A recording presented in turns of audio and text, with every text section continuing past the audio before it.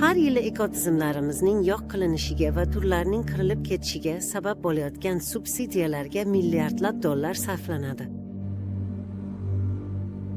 Bu zararli subsidiyalar o'rmonlarni yo'qotuvchi, havoni ifloslovchi va okeanlarni qashshoqlashtiruvchi ishlarni rag'batlantiradi. Subsidiyalar soliq imtiyozlari, to'g'ridan-to'g'ri to'lovlar kabi ko'plab shakllarda bo'ladi. Yoki transport, energetika, suv va qurilish kabi sohalar uchun boshqa davlat qo'llab-quvvatlovlari ko'rinishida. Ular ko'pincha ijtimoiy-iqtisodiy maqsadlarni ko'zlaydi. Ammo bu yordam tabiat olamiga kutilmagan zarar yetkazishi mumkin. Endilikda davlatlar ushbu davlat mablag'lari o'zimizning qirilib ketishimizni qanday moliyalashtirayotganini anglab yetmoqda. Hamda sayyoramiz va odamlar manfaati uchun zararli subsidiyalarni isloh qilish va bekor qilish zarurligini tushunmoqda.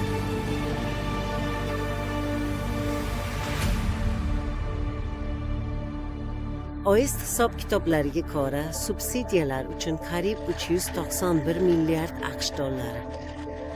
Davlatning qishloq xo'jaligini qo'llab-quvvatlashi ishlab chiqarishni kengaytirib, bioxilmahillik yo'qolishiga sabab bo'ladi.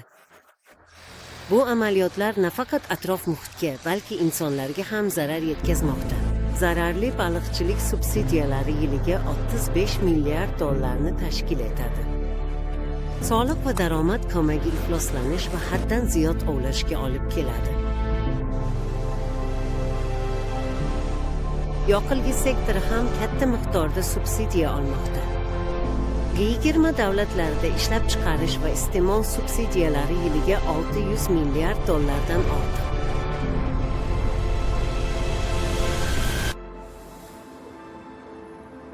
Zararli subsidiyalar faqat bu sohalarga xos emas. Aslida ko'p subsidiyalar davlatlarga xosdir. Shuning uchun har bir davlat bu subsidiyalarni aniqlab, iqtisodga zarar yetkazmay, ularni kamaytirish yoki isloh qilish yo'llarini izlashi, birim maqsadlariga erishishni mustahkamlashi lozim. Iqtisodiy o'sish va muhtojlarni qo'llab-quvvatlash bilan birga biologik xilma-xillikni ham saqlay olamiz. 2013-yilda Vyetnamda kofe ishlab chiqarish haddan tashqari kengayish bilan tavsiflangan edi.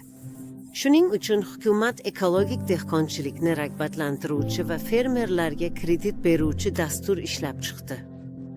Bu shartlar oqitish va mos yerlarga ekishni o'z ichiga olgan edi.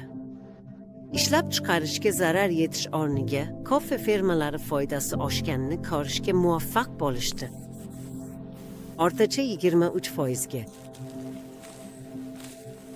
Ming yillik boshida Shveysariyada fermerlarga to'lovlar ekologik shartlar asosida berilgan, ammo kutilgan natijalarga erishilmagan. Shveysariya hukumati qishloq xo'jaligi to'lovlari siyosatini isloh qildi, ammo islohotni ijtimoiy va siyosiy jihatdan maqbul qilish uchun otish davri to'lovlari tizimini joriy etdi. Biologik xilma-xillikni ekologik kompensatsiya qilish hududlarining sifati sezilarli darajada oshdi. Avstriyada botqoqliklarning keskin kamayishiga asosiy sabab ularning qishloq xo'jaligi ekinzorlariga aylantirilishi bo'lgan.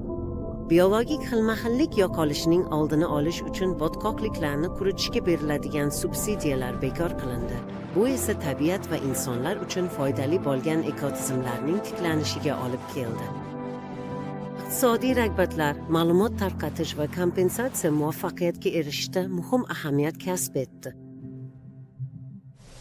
Bunday amaliy tadqiqotlar zararli subsidiyalarni qayta yo'naltirish bo'yicha yangi istiqbollarni ochib beradi. Ammo subsidiya tizimidagi o'zgarishlar bir kechada sodir bo'lmaydi. Uzoq muddatli natijalarga faqat turli tomonlarning siyosiy qo'llab-quvvatlashini talab qiladigan ekologik, iqtisodiy, oziq-ovqat va ijtimoiy maqsadlarning kompleks tahlili orqali erishish mumkin. Biologik xilma-xillikka ta'sirni kamaytirish bilan qisqa muddatli mahsuldorlikni yo'qotish va ijtimoiy ta'sirlar o'rtasidagi muvozanatni saqlash, ayniqsa rivojlanayotgan mamlakatlarda katta qiyinchilik tug'diradi. Ko'p hollarda o'tish davrida ijtimoiy-iqtisodiy zaif qatlamlarni qo'llab-quvvatlash uchun tabiatga ijobiy ta'sir ko'rsatadigan rag'batlar kerak bo'lishi mumkin. Agar jiddiy choralar ko'rilmasa, bu zararli subsidiyalar global biologik xilma-xillik va iqlim inqirozlariga qarshi kurashishdagi sa'y-harakatlarimizni yo'qqa chiqarishi mumkin. Bizning boy tabiatimiz ushbu zararli yordamlarni isloh qilish va kamaytirishga bog'liq. Subsidiyalarning mohiyati mana shunda.